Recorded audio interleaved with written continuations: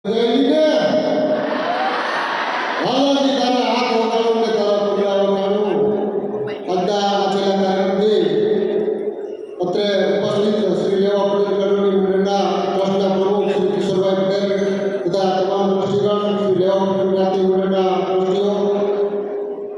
આ કાર્યક્રમ છેલ્લા 1 મહિનાની તૈયારી સાથે આપણે કરેલો છે.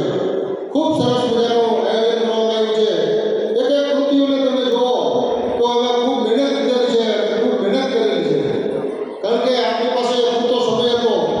મંડળ દ્વારા 1 મહિના અગાઉ દરેક વિભાગને આદેશ આપવામાં આવ્યો કે આપણે 15મી ઓગસ્ટનો કાર્યક્રમ ખૂબ ધામધૂમથી અને ખૂબ સરસ કરવાનો છે. તો તમામ વિભાગના પ્રિન્સિપાલો, શાળાઓના શિક્ષકો તથા તમામ સ્ટાફે ખૂબ મદદ કરી અને ખૂબ સરસ મજાનો ભવ્ય કાર્યક્રમ સફળતાપૂર્વક આપણે પૂર્ણ કરી શક્યા છીએ. આ કાર્યક્રમ માટે તમામ વિદ્યાર્થીઓ અને વિદ્યાર્થીની બહેનોને પણ નમ્ર વિનંતી કરવાની છે કે જ્યાં ભાગ લીધેલા કલાકારો કહેવાય એ કલાકારોએ જે પોતાની કૃતિ રજૂ કરી અને પોતાએ જે મહેનત કરી એ બદલ તમામને હું ખૂબ અભિનંદન આપું છું. અને કૃતિ બનાવનાર જે શિક્ષકો છે એને પણ ખૂબ અભિનંદન આપું છું કે આજે આપણે મહેનત કરાવી. બાળકોમાં કૌશલ્ય તો હોય જ છે પણ તેને મઠારવાનું હોય છે. આ મઠારનાર કૃતિ કરાવનાર તમામ શિક્ષકોને પણ હું શાળા મંડળ વતી ખૂબ અભિનંદન આપું છું. અને આપણે એવો જ બીજો કાર્યક્રમ આપણે આજના આપણા કાર્યક્રમમાં આપણા શ્રી જે વિજય સાહેબનું આપણે સન્માન કર્યું. તેઓએ આપણને નિસ્વાર્થ ભાવે અને પૈસા લીધા ઉપર માનવ સેવા આપણે આપી અને જે આપણે રાહ નીકળ્યો છે એ રાહ ઉપર અત્યારે આપણે ચાલી રહ્યા છીએ.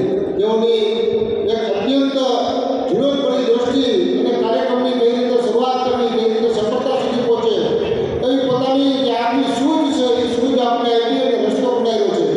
એ રસ્તાને ચાલતા રહે અમે સૌ ચાલીએ અને શિક્ષણમાં જે અમૂલ પરિવર્તન અને સુધારા કર્યા છે એને માર્ગે અમે ચાલીએ અને અમને જે શીખ આપેલી છે એ શીખના આધારે અમે તમામ દૃષ્ટિમંડળ આજે શિક્ષણના પાયામાં અમે ચાલીએ છીએ. તો તેઓનો પણ ખૂબ ખૂબ આભાર. તેઓ આવ્યા, આપણું સન્માન સ્વીકાર્યું અને જે માનવ સેવા આપેલી છે એ કિંમતી સમય હોય છે. પૈસાનું કોઈ મૂલ્ય હોતું નથી પરંતુ જે સમય કિંમતી આપણે આપ્યો એ સમય બદલ આપણે એનો ખૂબ ખૂબ આભાર માનીએ છીએ. ટ્રસ્ટ મંડળ વતી શ્રી પ્રમુખ શ્રી કિશોરભાઈ બાંધા તથા જુબિલી ટ્રસ્ટી શ્રી જીવીભાઈ પટેલ તથા તમામ ટ્રસ્ટી મંડળ વતી હું તેમને ખૂબ ખૂબ આભાર માનું છું કે તેઓએ મને મંડળમાં આવ્યા, સેવા આપી અને સન્માન સ્વીકાર્યું. તો એ બદલ શ્રી વિરાણી સાહેબનો ખૂબ ખૂબ આભાર. અને અમને હજી પણ માર્ગદર્શન જ આપતા રહેશે એવું અમને સ્વીકાર્યું છે. એટલે ક્યારેક આપણી શાળામાં પણ આવશે અને ફોન દ્વારા પણ અમને માર્ગદર્શન મળતા જ રહેશે એવું અમને સ્વીકાર્યું છે. તો તે વખતે પણ એમનો ખૂબ ખૂબ આભાર માનું છું.